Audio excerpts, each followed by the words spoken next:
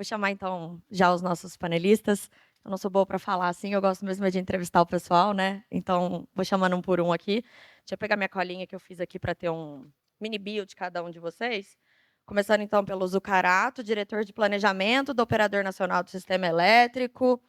Zucarato assumiu a diretoria de planejamento em 2020, foi reconduzido para um novo mandato em 17 de maio de 2024, é doutor em engenharia elétrica pela Universidade Federal de Santa Catarina e tem 24 anos de experiência no setor elétrico.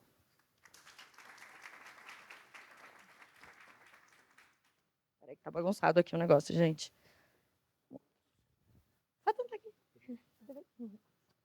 Bom dia. Edivaldo Santana, doutor Edivaldo, doutor em engenharia de produção pela Universidade Federal de Santa Catarina, olha só, fazendo time. Professor titular aposentado, foi diretor da Agência Nacional de Energia Elétrica, superintendente da ANEEL, ex-CEO da Abrace, também foi vice-presidente da Electra Energy e é diretor executivo da NEO.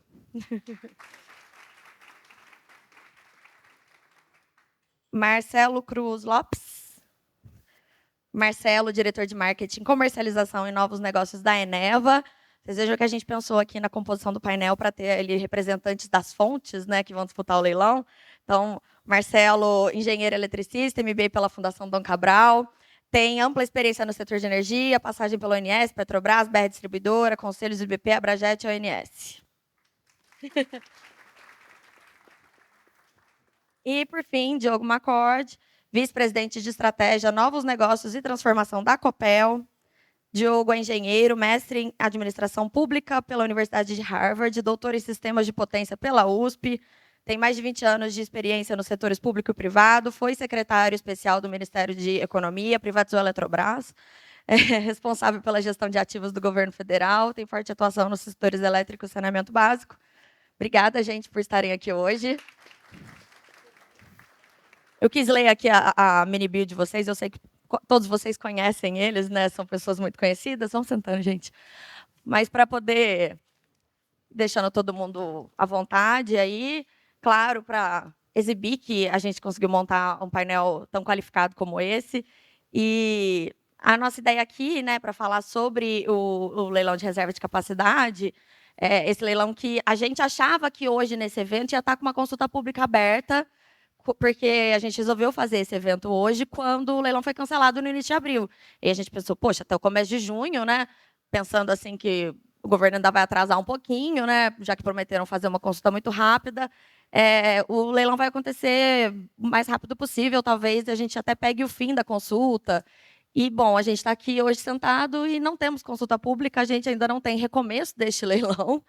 Então, por isso, eu quero começar perguntando para você, Zucarato, que vive fazendo esse alerta aí, né, com frequência a respeito dessa necessidade de potência que a gente vai ter nos próximos anos, em que ponto que a gente está? A gente tem um risco de ter algum problema por conta deste atraso? Bom dia, Camila, bom dia, colegas de painel, bom dia, audiência. Bom, viver já é um risco, né? Bom, mas acho que para a gente contextualizar a situação, né? Recentemente a Megawatt, acho que um belo furo jornalístico que indicou o número do déficit de potência que a gente enxerga para 2025. Né?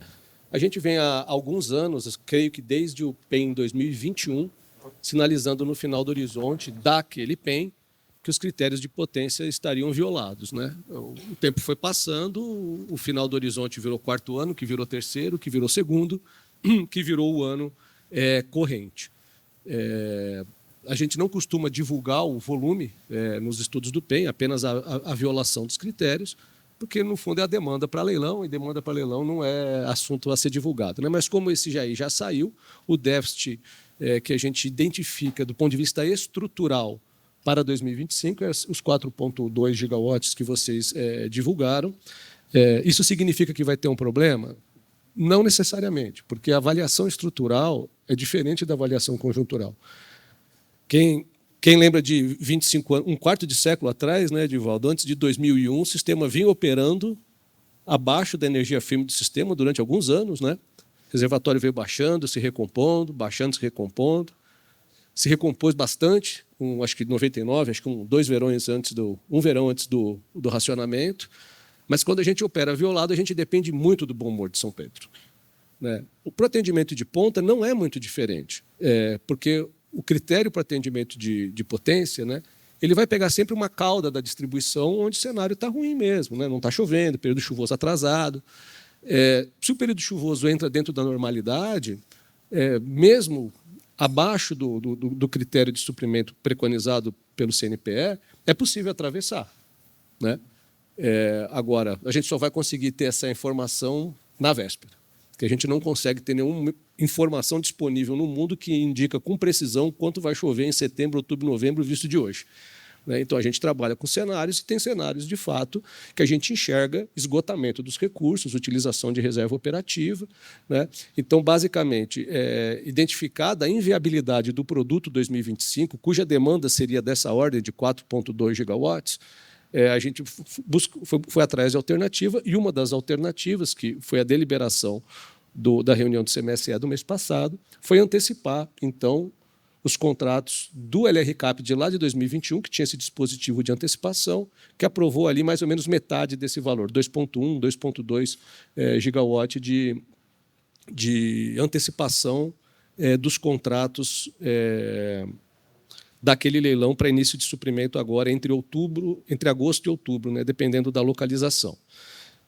Isso mitiga metade do déficit estrutural que a gente tem.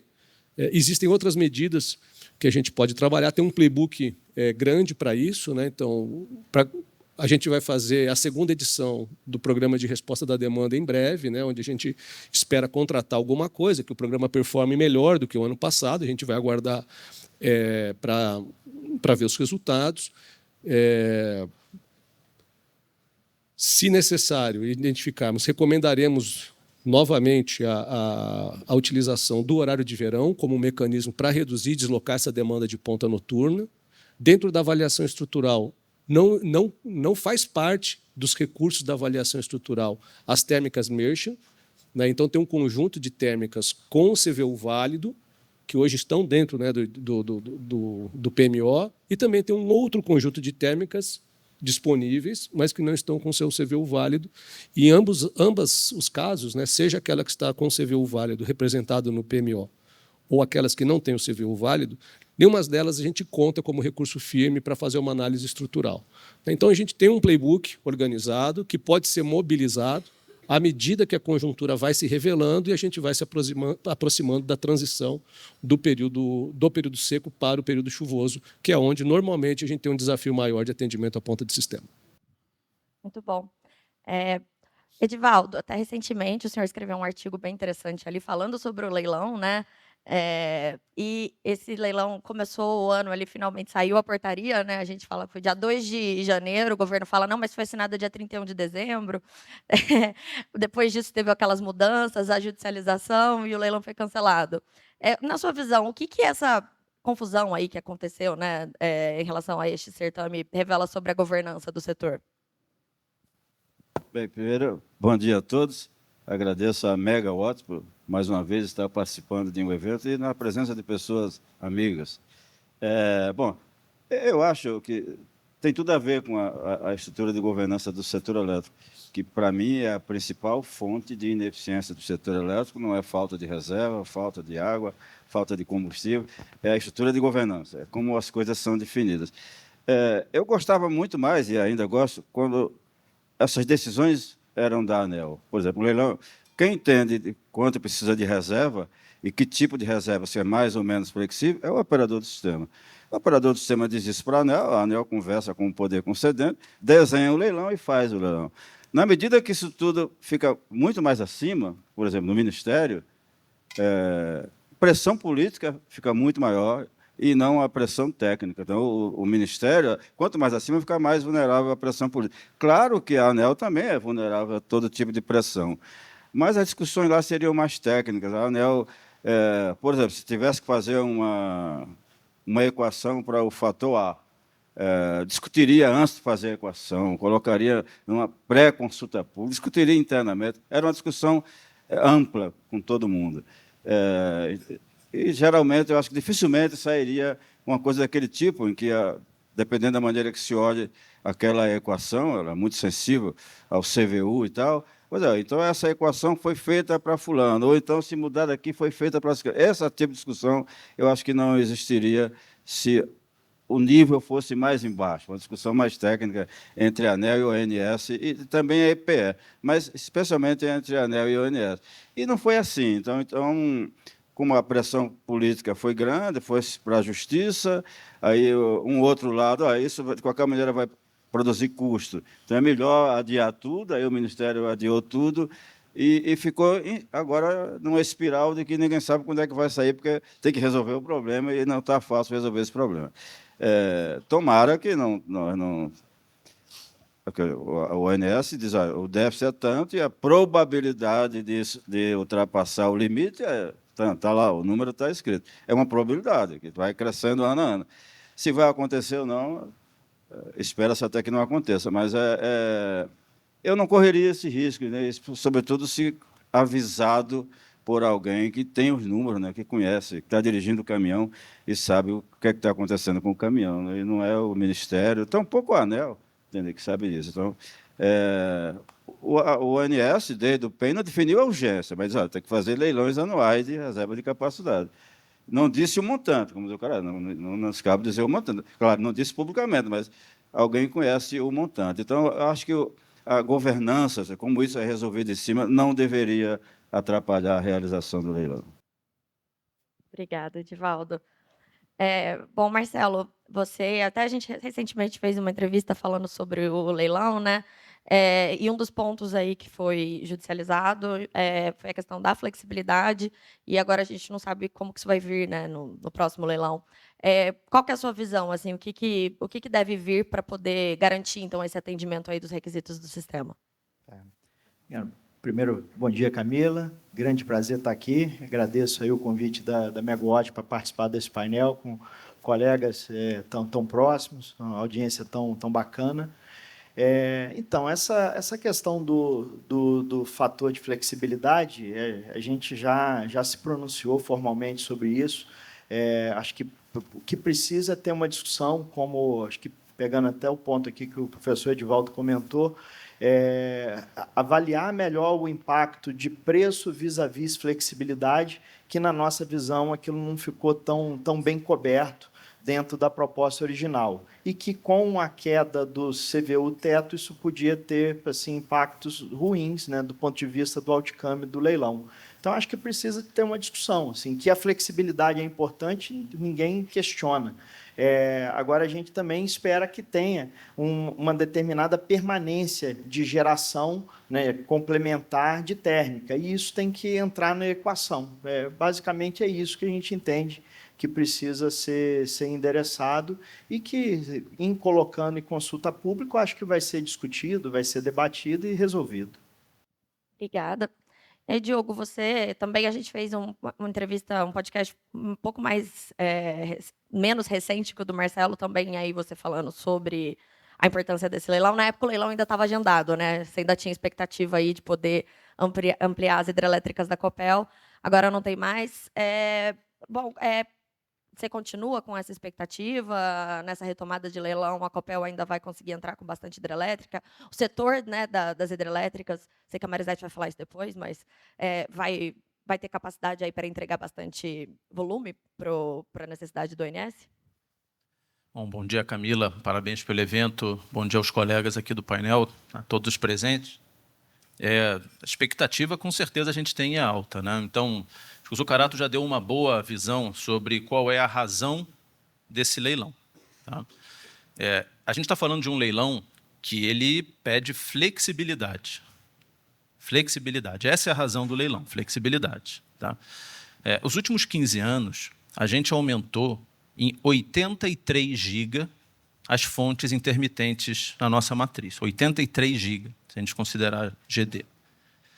E aí eu vou dizer para vocês, trouxe alguns números aqui, né, do que isso significa. Porque, vejam, quando a gente fala de setor elétrico, Camila, e às vezes o óbvio precisa ser dito, quando a gente fala em setor elétrico, a gente está falando naquele famoso trilema. Né? Primeira coisa, segurança. Precisamos de segurança. A energia mais cara é aquela que não existe, aquela velha história. Segurança. Primeira coisa, segurança. Tem que ter energia. Segunda coisa é a modicidade, preço. Não adianta nada a população ter energia e não poder pagar pela energia. Então, é segurança, preço e sustentabilidade.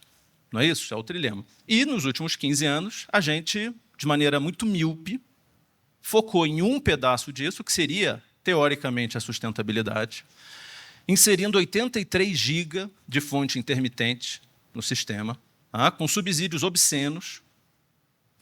E o resultado disso é o seguinte, olha, vou trazer alguns casos. Tá? Zucarato, com certeza, tem muito mais do que eu, mas no dia 21 de janeiro, eu fui lá para o aniversário da minha mamãezinha, então fui ali agora, tá? 21 de janeiro. Solar, 36 GB meio-dia. 7 horas da noite, 0. Para surpresa de ninguém. O HE, meio-dia, 52 GB. Às 7 horas, 84 GB. Subiu 32 GB. Eólica, 3 GB, meio-dia. Às 7 horas, 8 GB. Subiu 5. Podia ter caído, podia ter ficado igual, que ninguém controla. E a térmica, 5 GB de manhã, 5 GB de noite. Não mudou. Tá? Então, quem respondeu a essa saída de 36 GB de solar foi a hidráulica. Tá? Isso num dia aqui. Bom, essa é uma questão de solar. Que aí, quando a gente fala no LRCAP, a gente sempre tem falado e repetido, olha a tal famosa rampa. Essa é a rampa, essa é a famosa rampa. Né? Que, enquanto o Putin não resolver apertar um botão e entrar em guerra com o mundo, o Sol vai continuar nascendo e se ponto. Então, pelo menos, isso é esperado. Todo dia a gente vai precisar dessa energia para essa rampa. Agora, existe um outro elemento, que é a intermitência da eólica, que também precisa ser respondido. E esse é mais rápido. Né? Então, no dia 15 de agosto do ano passado, às 7 horas da manhã, a eólica estava com 17 GB. 3 horas depois, às 10 da manhã, a eólica estava com 3 GB. Sumiram 14 GB em 3 horas. Então, esse é o tipo de velocidade e imprevisibilidade que vai muito além da rampa que todo dia acontece da saída da solar. Então, veja, nós somamos 83 GB nesses últimos 15 anos. Esse é o objetivo do leilão. É fazer frente a essa nova realidade. E veja, a questão da eólica não é um fato isolado. Tá? O efeito portfólio mitiga. Não. Veja, entre 2023 e 2024... 2 anos, últimos 2 anos, as eólicas entregaram menos de 10% da potência instalada em 419 oportunidades. 419 vezes. Ela entregou menos de 5% da potência instalada em 95 oportunidades, menos de 5, quase zero, em 95 oportunidades. Então, é algo recorrente. E quem consegue ter velocidade para responder a isso é a hidráulica. E ninguém fala. E veja, eu escuto em vários lugares a gente falar o leilão das térmicas. Esse leilão não é das térmicas. Esse leilão é de reserva de capacidade para buscar flexibilidade. Pode ter, Marcelo, térmica também. Mas a gente está falando de hidráulica, que é o que tem salvado o Brasil nesses últimos anos. E parece que ninguém fala da hidráulica porque é o filho comportado, sabe, que vai na escola todo dia, estuda, tira nota alta, faixa preta de judô. Ninguém fala do filho comportado, mas o filho comportado precisa ser lembrado, senão ele vai morrer de fome. Então, a gente precisa falar sobre o real objetivo desse leilão, que é flexibilidade. Tá? Enfim, para eu não monopolizar aqui, Camila, eu te devolvo. Obrigada. E eu ia fazer de novo na mesma ordem, mas eu vou voltar, então, porque eu acho que o Marcelo agora já me olhou aqui, que vai querer comentar. E aí, acho que vai ser interessante até ouvir os seus argumentos, porque aí depois eu quero ouvir os dois de cá também a respeito dessa questão da composição aí do portfólio. O ponto do Diogo é um ponto bem interessante. Assim. De fato, o sistema precisa de flexibilidade e o filho comportado, né, que é o filho que ficou, não é o filho pródigo, ele também tem o seu valor, e não tenho dúvida disso. Mas eu só gostaria de complementar, até alinhado com o que o próprio Diogo comentou, o leilão ele também tem o condão de garantir a segurança. E aí eu acho que a flexibilidade, sem sombra de dúvida, as hidrelétricas elas atendem esse requisito com louvor. A questão da segurança, você precisa de ter fonte despachável, que não depende nem do vento, nem do sol e nem do regime de chuva. Então, existe sim a necessidade de ter um dimensionamento adequado do produto termoelétrico para atender, dentro do trilema, a perna da segurança, né? Porque os dados que o Diogo trouxe são dados importantes, né? A hídrica, que a gente tem aí entre grandes hidrelétricas e PCHs, cerca de 110 GB de capacidade instalada. No período úmido, você tem uma entrega típica de até 90 GB. Olhando os dados diários do ONS, pegando lá IPDO, você consegue entregar aí em torno de 90. Quando sai do período úmido e vai para o período seco, essa entrega cai aí para algo em torno de 60. E a solar, o número que eu tenho é um pouquinho diferente, mas assim, entre solar e eólica, a gente tem aí quase 30 de eólica, e entre centralizada e descentralizada, que o descentralizado eu vou perguntar para o Zucarato se ele sabe o número, cada dia tem um pouquinho mais, né? Mas tem aí algo em torno de 60. Então, some 60 GB de solar todo santo dia, né? E todo dia o sol brilha e vai embora. Você vai ter que atender a carga que, no horário fora do sol, já está acima de 90 GB, e você tem ali a hídrica, que no período seco, quando você não tem a contribuição, principalmente das fios d'água do norte, você vai ter ali 60, pode ter 60 e pouco, se aumentar a capacidade instalada, né, de novas máquinas, só que você vai precisar de um complemento, não vai ter jeito. E à medida que essa carga cresce e que esse regime hidrológico você não controla, esse complemento, para garantir a segurança, ele tende a ser maior. Então, acho que as fontes são complementares, né? Acho que as renováveis intermitentes elas atendem, dentro do trilema, essa perna da sustentabilidade, mas a questão da modicidade da segurança tem que ser vista, e acho que a termoelétrica, talvez o leilão tenha começado com uma visão mais de segurança, por isso se fala mais de ser um leilão de térmica, mas acho que já está ajustado, né, nessa futura versão, para também atender a questão da flexibilidade, né, que o sistema cada vez precisa e vai precisar mais, porque a tendência é continuar tendo mais capacidade de geração solar, e todo dia o sol vai embora, que o Putin não vai fazer nada, se Deus quiser. Acho que ontem eram 40,4 GB de GD, se não me engano, porque eu estava olhando os dados. Mas, às vezes, o cara tem um número melhor do que o meu. Passar para o doutor Edivaldo, então, porque uma questão interessante ali que vocês falaram foi sobre essa questão dos leilões, né, de garantia de segurança, flexibilidade. Até a MP agora parece que ela permite, MP 1300, fazer leilão para flexibilidade especificamente. E a gente sempre ouviu falar de leilão também neutro em tecnologia, por atributo. Eu sei que essa é uma conversa bem antiga, né, doutor Edivaldo? Qual que é a visão do senhor a respeito disso? Bem, depois o Zucarato coloca os pontos, as vírgulas e corrige as palavras. Mas quando o operador do sistema faz suas simulações, tanto para efeito de segurança quanto de confiabilidade, claro que leva em conta as hidrelétricas. As hidrelétricas que têm fazendo tudo isso que a gente falou aqui a vida inteira. E depois eu falo dos atributos.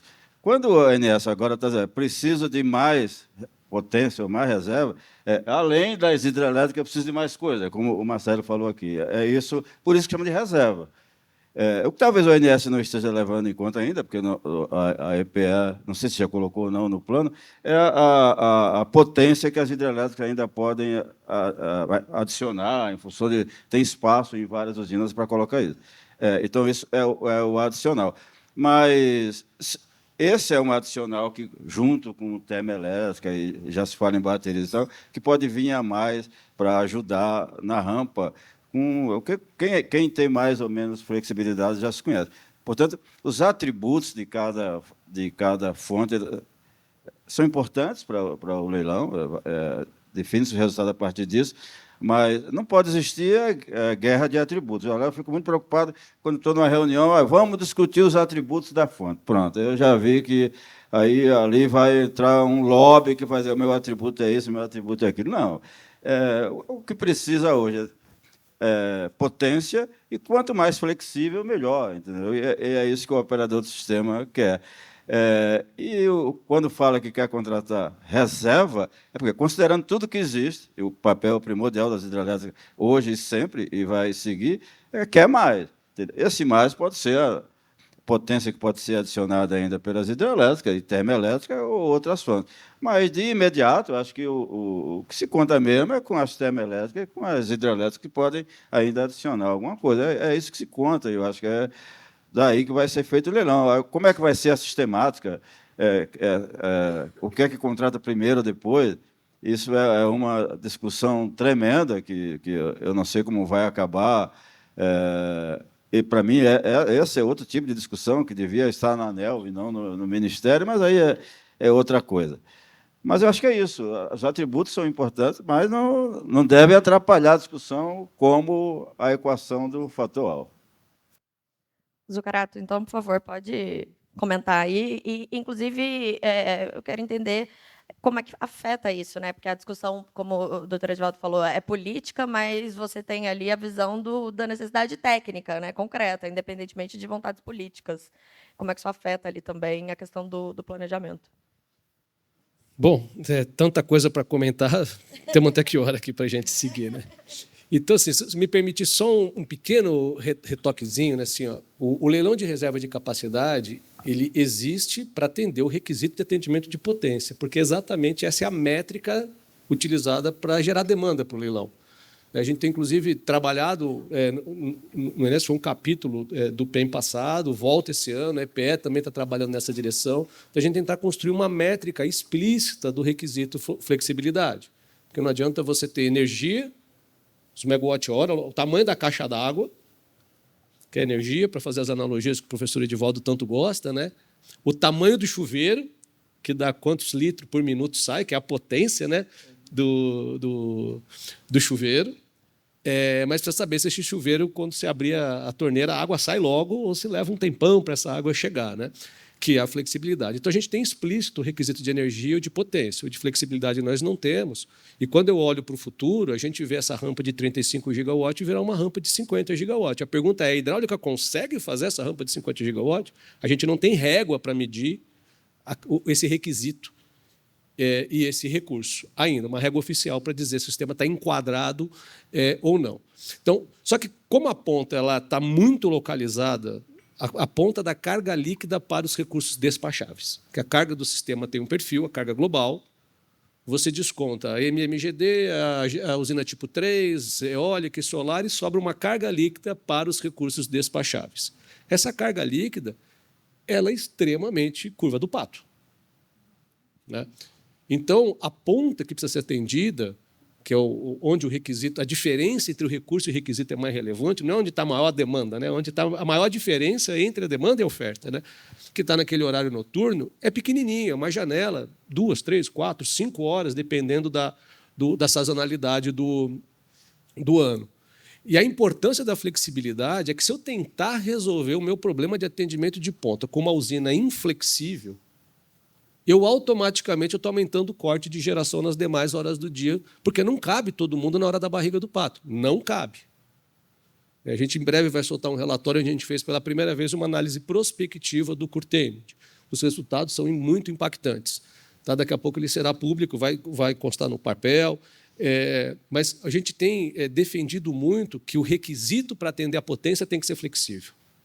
Porque não faz o menor sentido colocar mais inflexibilidade para dentro do sistema. Não tem sentido operativo e econômico colocar mais inflexibilidade para dentro do sistema. E essa inflexibilidade tem inflexibilidade de natureza térmica, mas tem inflexibilidade de natureza hidráulica. Por exemplo, você expandir uma hidráulica dentro de um rio inflexível, isso é uma questão que a gente precisa levar em consideração, porque eu não vou conseguir ligar essa potência adicional só na hora que eu precisar, porque tem uma inflexibilidade hidráulica associada. Então, a gente está atento às inflexibilidades visíveis e invisíveis da matriz elétrica, porque, de fato, a carga líquida para os recursos despacháveis está ficando extremamente desafiadora, e a ponta dessa carga ela está numa janelinha muito específica, e a gente precisa colocar recurso e tirar recurso para atender lá. O NS é neutro do ponto de vista tecnológico, aquela famosa, vou virar figurinha de novo, né? O boniteza e precisão virou figurinha, eu vou virar outra, né? Não importa a cor do gato, né? O que importa é trazer rato. Então, assim, térmicas flexíveis, hidrelétricas flexíveis, hidrelétricas reversíveis, bateria, resposta da demanda, são todos componentes de uma matriz elétrica que contribuem para o atendimento desse requisito de potência, agregando flexibilidade ao sistema. O INS não tem o menor preconceito com nenhum tipo de fonte. Inclusive, eu gostaria, né, que essa guerra de atributo, né, Edivaldo, ao invés de ser uma discussão de lobby, ela pudesse ir para um campo econômico, né, como professor de economia, e as usinas discutirem entre si, intermediada pelo preço de curto prazo, quem está entregando que tipo de atributo, em que hora do dia, onde isso é mais requisitado ou menos requisitado pelo sistema. Porque a função, entre outras coisas, a função do preço de curto prazo é intermediar essa dança de atributos, medindo na granularidade que fizer sentido, horária, semi-horária, de 15 em 15 minutos, de 5 em 5 minutos por barra do sistema, se for o caso, mas basicamente o preço de curto prazo que deveria intermediar essa dança.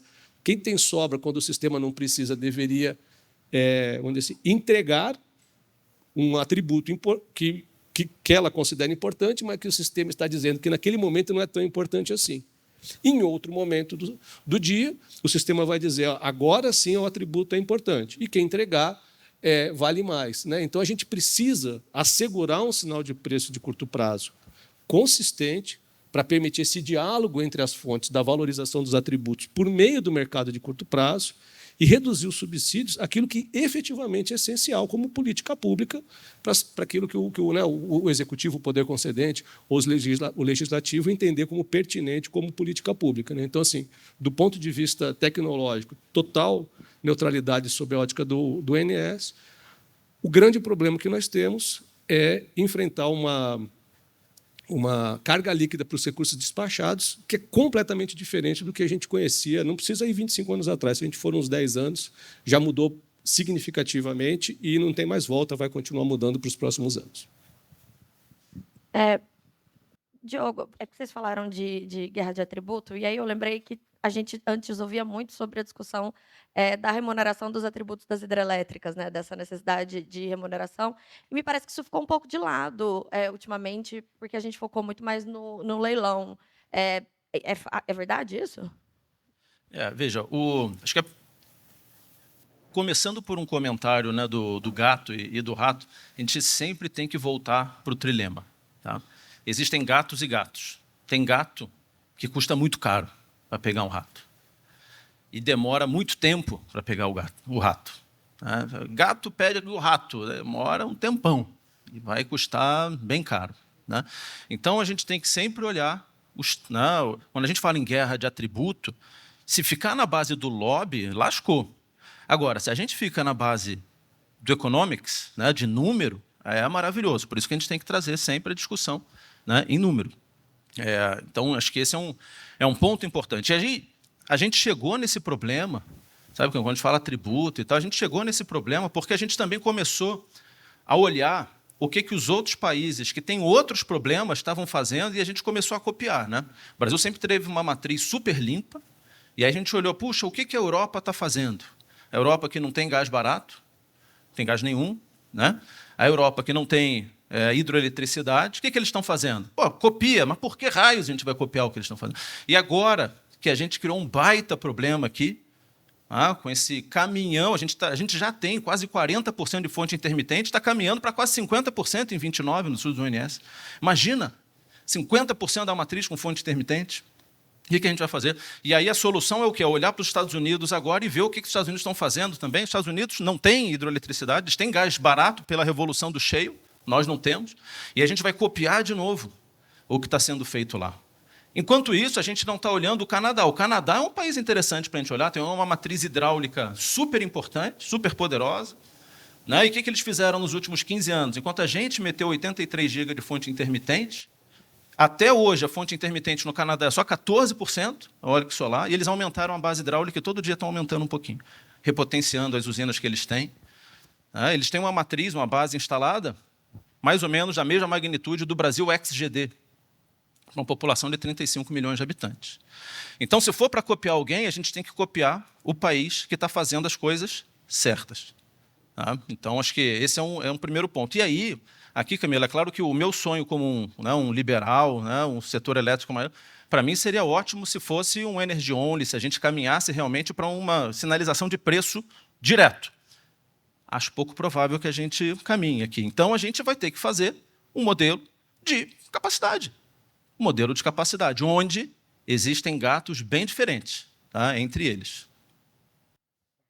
Bom, aí falando dos gatos diferentes, Marcelo, o Diogo mencionou a questão do gás, né? Que os Estados Unidos, por exemplo, tem um gás barato. O gás é eu sei que no caso de vocês, até vocês têm um caso diferente aí, né, do suprimento de gás, mas no Brasil, como é que você enxerga essa questão do acesso à molécula hoje? O Diogo comentou assim, o Brasil é importador líquido de gás natural há muito tempo. E, pelo menos até o final dessa década, tudo indica que vai continuar sendo, né? Sempre importou muito gás da Bolívia, que está em declínio já nos últimos, pelo menos, 5 anos, caminhando para poder, quem sabe, até interromper essa exportação para o Brasil. Com o advento da necessidade de geração termoelétrica a gás para a segurança do sistema, lá depois do apagão de 2001, né, a Petrobras, que era o grande incumbente do mercado de gás, ela viabilizou a introdução do GNL, né, para poder ter gás flexível, que é o ponto que o Zuccarello falou, assim, a gente concorda em gênero, número e grau. Assim, o cliente, né, no caso do setor de gás, o cliente é o setor elétrico, e o setor elétrico ele tem hora que ele precisa da energia, que é naquele horário ali fora do sol, né, e nem sempre, mas quando é naquele horário fora do sol, e durante um dia é um estorvo você forçar uma geração inflexível. Então, para que você consiga viabilizar esse gás flexível, desde muito tempo, a solução principal aqui no Brasil foi a constituição de terminais de importação de GNL, que aí você consegue acessar o mercado global e ter esse gás nos momentos que você precisa. Tem um custo alto, né, de infraestrutura, de gerenciamento desses estoques ao longo do tempo para poder ter essa disponibilidade, mas se você fizer a conta disso, vis-à-vis um despacho forçado durante todo o tempo, que seria o gás inflexível, né, associado à produção de petróleo, sim, sem sombra de dúvida, o flexível faz mais sentido para o setor elétrico brasileiro. Então, assim, a gente não vê nenhum tipo de dificuldade do ponto de vista de disponibilidade de molécula. Tem uma questão de, por ser uma commodity global, né, o GNL, né, acabou tornando o gás praticamente numa commodity, você tem as oscilações e variações de preço, né, ao longo do tempo. Que, como complementar a uma matriz hídrica, que é o que a gente tem em sua maior parte no Brasil, parece fazer todo sentido, porque, também parodiando aqui o Diogo, tem gato que é mais rápido, tem gato que vai estar lá na hora que você precisa. A térmica é o gato que, assim, se não choveu, se não ventou, se não teve sol, você escala aquele gato ali que ele vai lá pegar o rato. O rato não vai ficar para trás porque o gato está ali. Então, assim, a despachabilidade, né, e a segurança vai estar amparado nisso. E a questão do suprimento da molécula, a gente ainda tem uma dependência grande, né, da importação de GNL. Acho que isso não vai mudar para o mercado flexível, né? Porque, por mais que a oferta nacional vá aumentar, e a gente acredita que vai aumentar, já teve a entrada do Rota 3 esse ano, tem raia aí para 2027, 2028, tem Sergipe Água Profunda para o final da década, início da próxima década. A natureza desse gás, né, que é um gás firme, que precisa de um uso constante, 24 horas por dia, não casa muito com a necessidade do setor termoelétrico, que é para atender a flexibilidade do operador. Então, acho que vamos continuar precisando, sim, de importar gás, a não ser que aumente muito a oferta de estocagem, né? Tem projetos já sendo desenvolvidos, acho que também vão ajudar. Assim, a solução vai ser um mix das várias alternativas, e também concordo aqui, o Diego comentou, o Zuccarello levantou esse ponto, assim, se a gente tivesse um mercado perfeito, né, onde o preço arbitrasse essas diferenças, seria mais fácil a discussão. Mas é difícil da gente enxergar isso, pelo menos a curto, médio prazo. Então, vamos precisar, sim, de ter discussões de como que desenha esse mercado de capacidade, como se precifica os atributos para que o sistema consiga atender aí da melhor maneira possível a segurança, a flexibilidade, né, com um crescimento sustentável. Doutor Edivaldo, eu sei que o senhor quer falar, mas eu queria que na sua fala, além de comentar, o senhor também falasse do ponto de vista assim, da questão da segurança do investimento. Porque eu tenho a impressão que toda essa bagunça que acontece, assim, né? Eu estou usando esse termo por conta das idas e vindas que a gente já teve do leilão, se isso afeta ou não, assim, na sua percepção. Começo por isso já, para depois entrar no outro comentário. Assusta o investidor, mas não afeta muito a ponto de retrair ou reduzir o volume de investimento. No caso dessa discussão do leilão de reserva, pelo contrário, acho quanto que ele vai ter que ser feito, então quanto mais fica em cima da hora, mais ele, por incrível que pareça, mais ele se torna atrativo. E no Brasil tem uma característica, no setor elétrico especialmente, que fica mais atrativo, porque o preço vai ser maior. Você comprar em cima da hora, o preço é maior. Tem uma característica, o setor elétrico é assim, as regras mudam muito, mas difícil não mudam para trás, muda sempre para frente. Então, o investidor já entende. O Brasil é assim que a gente tem que conduzir as coisas. Agora, toda hora eu tenho que lembrar como é que eu tenho que chamar o Zucará, senão eu vou chamar como chama. É o seguinte, Zucará, quando ele fez um comentário importante, diz, olha, tem a rampa, quer dizer, a rampa hidrelétrica, mas eu preciso de mais. Como eu disse antes, também preciso de mais força que é térmica, ou seja lá qual for a forma, mas você não despreza a hidrelétrica. Mas ele já conta com a rampa de 50 GB. Eu também, lá para 32, 33, já chegaremos nesse nível.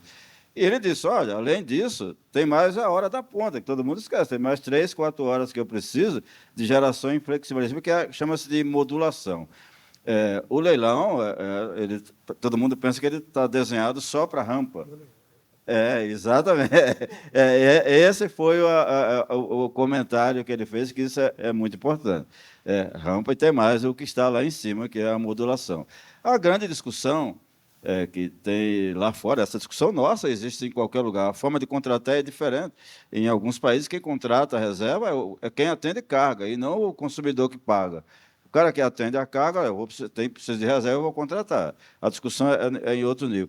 Mas, no nosso caso, aqui, por exemplo, quando a contratação ela é feita dessa maneira, via encargo, então tem que ter todo aquele cuidado. Mas, ainda assim, eu acho que isso é mais para frente. Lá fora, a parte essa lá de cima, do topo, é preço, ou seja, é o custo marginal do curto prazo, horário ou é encargo, entendeu?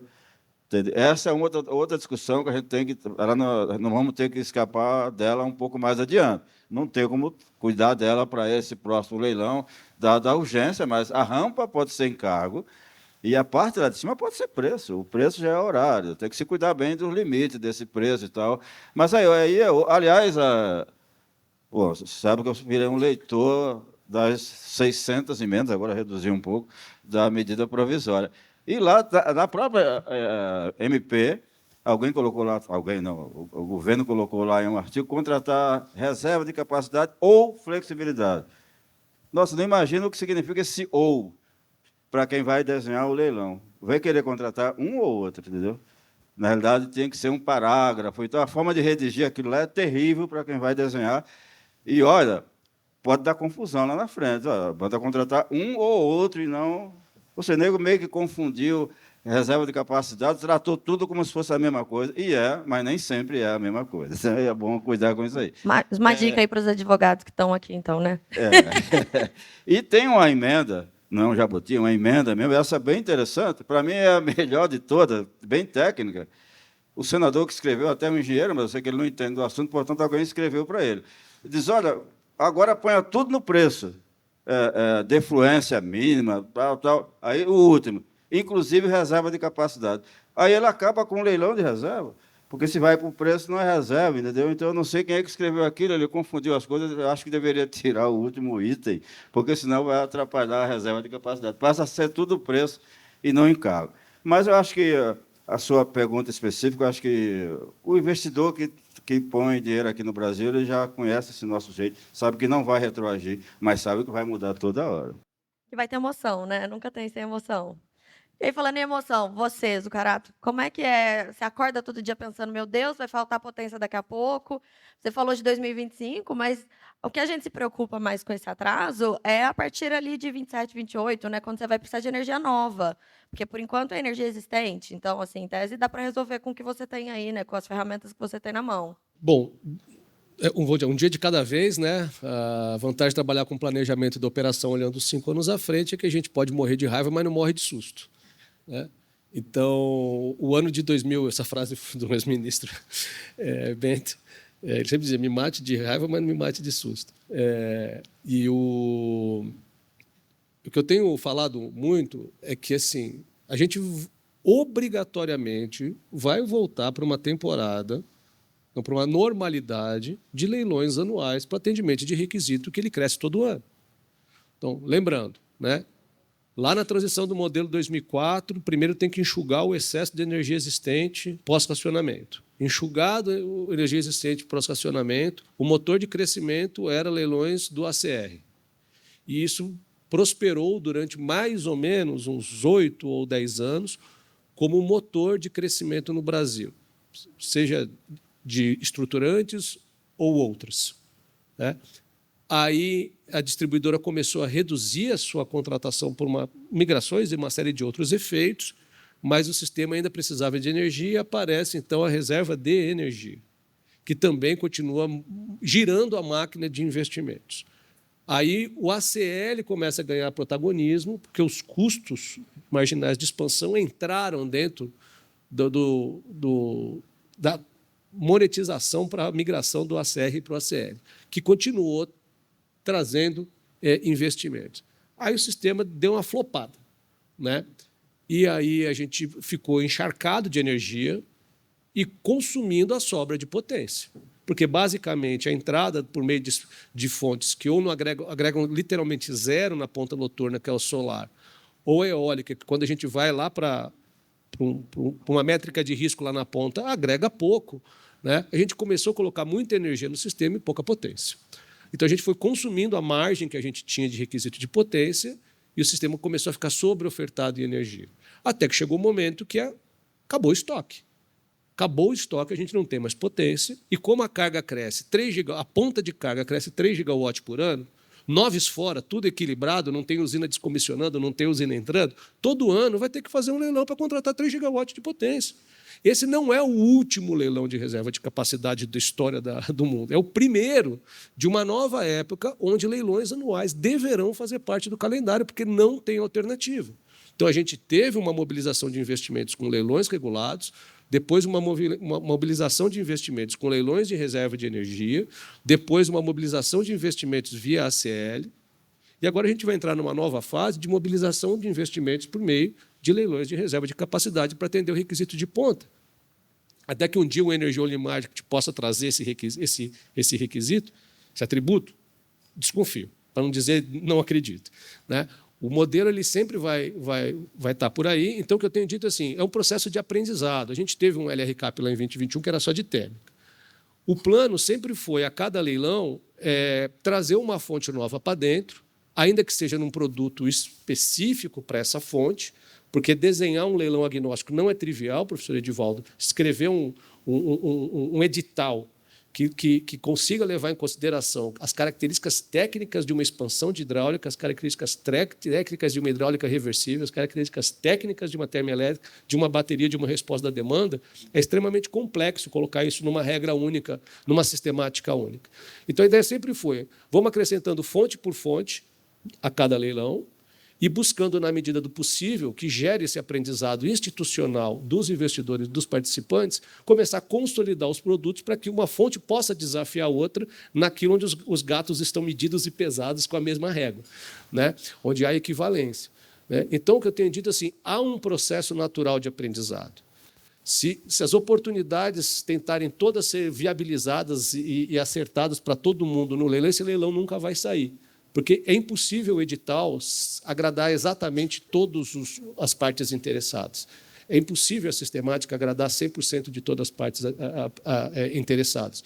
O que eu tenho dito é, dê a chance do setor elétrico aprender com a prática dos leilões, assim como a gente aprendeu a fazer leilão de energia existente, de botox, né?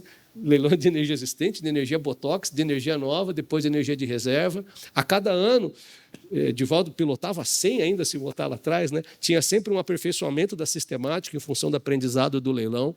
O que eu tenho dito é assim, esse não será o último, será o primeiro leilão de uma nova normalidade, onde nós estamos falando de um volume importante de alocação de investimentos para o setor elétrico. Vai ter espaço para todo mundo, para todo tipo de fonte, para todas as fontes de financiamento, capital nacional, capital estrangeiro, o que for, tem espaço para todo mundo. Então, o que eu digo é, 2025 está sob controle, né? A antecipação trouxe recurso firme, a gente está fazendo as contas do impacto de horário de verão como sentido de reduzir a demanda, tem a resposta da demanda, tem Por favor, volta o horário de verão. Oi? Volta. Se o setor elétrico, lembrando que é uma decisão multissetorial que precisa ser tomada no âmbito político, né? Mas o setor elétrico ele é chamado a se manifestar, e ano passado, às vésperas, né, da transição, foi perguntado a respeito da imprescindibilidade, né? Falou assim, imprescindível não é. Agora, se me perguntar daqui a pouco se o horário de verão é imprescindível para o atendimento estrutural da demanda, se não tem mais usina para antecipar, não tem mais usina para contratar, não tem resposta da demanda mais para contratar, eventualmente posso dizer, olha, o horário de verão é a última ferramenta controlável para eu conseguir colocar o sistema dentro do enquadramento dos requisitos do CNPE. Tá? Então, obviamente, que a discussão ela é multissetorial e o INS entende e respeita isso. Né? Então, o que me preocupa, né, à medida que o leilão vai se postergando, foi exatamente o que o Edivaldo comentou, né? Num horizonte onde você mobiliza um recurso existente que precisa ser contratado, quanto mais antecedência você faz isso, você permite que entrantes desafiem os incumbentes, né? Ou seja, uma térmica nova, um investidor novo, uma hidráulica nova, uma bateria nova, disputa preço com o ativo existente. A partir do momento que você perde a janela de colocar um ativo novo, você, na verdade, fica à mercê da conjuntura. Se a conjuntura for favorável, aquele ativo vale pouco. Se a conjuntura for desfavorável, aquele ativo vale muito. Né? Então, o que preocupa só é que a janela de oportunidade de você permitir, que é saudável isso do ponto de vista econômico, que uma classe de ativo desafia outra classe de ativo para você aumentar a competição, por causa do pilar central do trilema, que é a modicidade, né? À medida que o tempo passa, a janela de oportunidade vai fechando. E então, 2027, 2028, a gente não precisa ficar preocupado. Um dia de cada vez. A gente está chegando aqui no fim do painel, então eu vou pedir para vocês fazerem aí os comentários finais de vocês. Eu acho que vocês têm bastante coisa para falar em cima do que já foi dito aqui hoje. E também a expectativa aí, né, de aposta futura aí, de como é que vai ser de quando que vai vir o leilão, né? Vou começar aqui pela ordem, então. Zucará, você tem algum palpite aí? Não, infelizmente eu não tenho nenhum palpite. Conta pra gente. Né? Infelizmente não tenho nenhum palpite. Né? O que os nossos estudos mostram, né, é que lembrando nossa querida Florianópolis, né, o requisito de ponta do sistema, né, é a ponte Hercílio Luz, assim, né? Tem uma ponta mais alta aqui no fevereiro, novembro e outubro aqui, né, no final do ano, e depois logo em seguida ali fevereiro, março e tal, né? Como bem apontou o Marcelo, nessa época de fevereiro e março eu tenho 90 gigawatts de disponibilidade de potência hidráulica. Outubro e novembro, se o período seco atrasar, eu tenho 60 gigawatts de potência hidráulica. Né? Hoje a gente bateu, nesse verão, o recorde de 106 gigawatts de ponta, carga global. Tá? Não é a ponta noturna, é carga global. A ponta noturna já bateu 100 gigawatts. Então, 100 gigawatts de ponta noturna, basicamente me esgota os 60 gigawatts de hidráulica, os 15 gigawatts de térmica e os 15 gigawatts que as hidráulicas dão em condições favoráveis de noite. Se as eólicas não tiverem condições favoráveis, aí tem que botar mais térmica para fechar essa conta, e exatamente a preocupação é essa. Né? Então, a próxima janela de necessidade, dado que 2025 se mostrou inviável de se mobilizar recurso firme, a próxima janela de necessidade, nós estamos falando ali de outubro de 26. Tá? Porque o próximo produto é esse. O próximo produto é outubro de 26. Talvez um ajuste para setembro, mas, enfim, é daqui a mais de 12 meses. Né? Então, assim, a gente tem um tempo razoável de trabalhar uma boa consulta pública, encaminhar um edital. O INS já fez uma contribuição importante no processo, né, sugerindo ao Ministério EPE a manutenção do cenário energético utilizado, porque, basicamente, eu consigo manter todas as margens já calculadas para os projetos que já se habilitaram. Esse processo toma mais ou menos 3 meses para fazer o levantamento das margens que vai para o leilão. Se a gente não mexer no cenário energético, eu consigo manter, ou mexer pouco nele, eu consigo, na verdade, validar o trabalho anterior e a gente ganha bastante tempo. Né? Eu sei que eu e o Ivo costumamos ser os caminhos críticos entre a portaria de diretrizes e o leilão, né? Que sobra ter habilitação técnica, esses 3. Né? A EPE cuidando da habilitação técnica, o INS cuidando da margem e a ANEEL cuidando de todo o processo de preparar o edital, os contratos e os ritos de consulta públicas necessários. Então, na verdade, a gente coloca os 3 calendários e vê quem é que está no caminho crítico ali. Muitas vezes a gente empata. Né? O que eu estou tentando é, pela ótica do INS, encurtar o nosso ciclo naquilo que envolve o cálculo das margens. Não é? Então, o que eu espero é que a gente consiga fazer uma boa discussão na consulta pública da portaria de diretrizes, publicar essa portaria de diretrizes com tempo para que a ANEEL possa fazer o trabalho, né, o contrato de termoelétrica. A gente tem experiências do de 21. O contrato de hidrelétrica é um contrato novo, e contrato novo gera discussão, gera uma consulta pública inédita, que você não tem aprendizados do contrato anterior. Né? E fazer esse leilão em algum momento que a gente possa ter tranquilidade de que a gente tenha condições de contratar lá o produto 26, que vai ser setembro, vai ser outubro, começo dele. Né? Então, assim, a janela de oportunidade ela é pantográfica. Né? À medida que a gente caminha, se a gente perde um produto, na verdade, o próximo produto é um ano depois. Né? O que eu espero é que a gente consiga, com tranquilidade, chegar no leilão de reserva de capacidade. Se acontecer esse ano, excelente. Se ele acontecer muito cedo no ano que vem, né, há tempo de mobilizar os recursos para o final do ano, do ponto de vista do operador. Sob a ótica de segurança, atende, lembrando que quanto mais cedo fizer essa contratação, menos de última hora fica e menor favorece, vamos dizer assim, um processo competitivo para o consumidor, que no final do dia vai pagar essa cota. Né? Muito obrigada. Ok, acho que por sorte nós temos um problema bem definido, bem quantificado, e a solução, entendeu? Agora é o como fazer, e fazer de tal maneira que contrate o que se quer ao menor preço possível.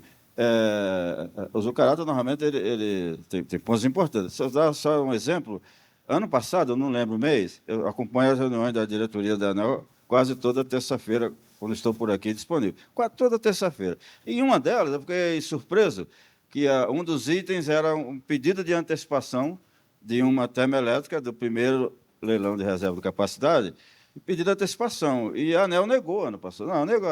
Ouvimos o ONS, a EPE e tal, e não é necessário. Eu vi que era uma termoelétrica pequenininha. Mas aí, menos de um ano depois, já está pedindo para antecipar essa mesma usina. E não foi um erro lá atrás. Eu quero dizer que o requisito de potência ele muda ano a ano, por isso o leilão tem que ser anual. E pode ser que tenha um ano, eu não preciso. A conta que eu fiz pelo requisito, tem requisito de potência suficiente. Mas eu acho que, por um bom tempo, nós vamos ficar ano a ano redimensionando e calculando, porque, normalmente, como eu disse no artigo lá em 2021, o recurso escasso não é energia, é potência. Então, enquanto for assim, vamos continuar fazendo. Edivaldo, se você só me permite uma parte, tem que lidar com essa incerteza né, do crescimento da demanda e, eventualmente, recursos que saem por descomissionamento, final de vida útil. Né? Então, não vou dizer que não é nenhum leilão por ano. Porque a gente vai ter que lembrar que a gente vai ter que fazer, eventualmente, um leilão a -7, a -6, a -5, mas depois tem que fazer um produto a -2, a -3, para poder ir tratando contratar com mais antecedência possível uma parte, e quando chegar mais perto, ajusta em função da incerteza que vai se revelando. É mais de um leilão por ano, né? Com diferentes E ainda vai ter os leilões de bateria também, né? Então. E você vê que a gente falou aqui rampa, demanda ponta e tal, mas eu não quero nem abrir essa discussão, mas eu, por exemplo, agora tenho uma preocupação com a demanda mínima, com o valor mínimo. Entendeu? Isso é o dia a dia desses caras lá no planejamento da operação do sistema, que a gente só pensa no máximo. vai aparecer um outro probleminha qualquer hora dessa, que também é o mínimo. Mas fico por aqui. Obrigado. Acho que todo mundo já falou bastante sobre os principais pontos. Acho que a gente entende a necessidade de fazer o quanto antes o leilão, a gente acha que é importante fazer o quanto antes, para poder não precisar de contratar de forma assodada, porque tudo que você faz de forma assodada, o resultado final é pior, sem sombra de dúvida. O mundo ideal era ter um planejamento que tivesse anualmente, sim, um calendário onde os empreendedores pudessem se preparar, a cadeia de suprimento, estou vendo colegas aqui, Mitsubishi, Wärtsilä, assim, a cadeia de suprimento, ela é parte importante disso, né? Assim, hoje a gente está vivendo um momento onde a cadeia de suprimento está muito estressada, turbogeradores, equipamentos em geral, né, para subestação, transformadores, por conta de aumento de geração, principalmente nos Estados Unidos. Então, assim, você ter um planejamento para contratar a expansão necessária, esse número que o Zuccarello comentou, dia a dia a gente aposta e acredita que o Brasil vai dar certo e dando certo a gente vai ter um aumento da demanda, um aumento da carga, e por isso a gente vai precisar de expandir. Então, um planejamento em que isso seja feito de forma sistemática tende a ser o melhor resultado para a sociedade. E a gente, enquanto empreendedor que acredita no Brasil, está preparado para atender essa demanda da melhor maneira possível. Bom, acho que o primeiro ponto aqui que eu queria, né, colocar para finalizar é: não esqueçam do filho comportado. Nós fomos os únicos que não criaram problema nenhum até agora. Não teve judicialização, não teve nada. A gente só quer mostrar o atributo técnico. E, desde sempre, quem mais pega rato no Brasil é a hidráulica. Tá? Desde sempre. Mas e se parar de pegar rato? E a escassez hídrica? Né? E se não chove? Pessoal, todo mundo aqui sabe fazer conta. Todo mundo sabe que a gente sempre pegou mais rato. Em 2013, o que aconteceu foi um deplecionamento enorme dos reservatórios para não ter que despachar térmica. A gente lembra das pedaladas elétricas. E aí, todo mundo lembra também que quantidade de energia que você gera é coluna d'água vezes vazão. Não é? Se eu tenho 10 ali de coluna, 10 de água, eu gero 100 de energia. A partir do momento que eu tenho 50% do reservatório, mesmo que continue chegando 10 de água, eu estou gastando 20 de água para gerar a mesma quantidade de energia. Sistema desequilibrado. Tanto que, na privatização da Eletrobras, né, Marisete, a gente enxugamos 1 giga médio de garantia física das usinas da Eletrobras para tentar melhorar um pouco isso. E melhorou. Os reservatórios agora estão no mesmo nível de 2011. Demoramos 8 anos para desfazer as pedaladas de 2013. Essa é a verdade. Então, se você manda o gato comer 715 ratos de uma vez só, não adianta reclamar que ele está com dor de barriga depois. O gato comeu 715 ratos, demorou 8 anos para digerir. Mas digeriu e está aqui pronto para a briga de novo. Não esqueçamos o trilema. Bateria, com todo perdão, não é a solução. Hidráulica custa 1/3 da bateria. Metade da térmica, 1/3 da bateria. 0 emissão e sempre comeu mais rato que todo mundo. Beleza, gente. Obrigada. Muito bom aí esse painel com vocês. Aqui a gente vai ter mais discussão daqui a pouco, por isso que eu estou acabando aqui, porque dava para a gente ficar falando ainda por muito tempo, né? Mas é isso. Obrigada a todos.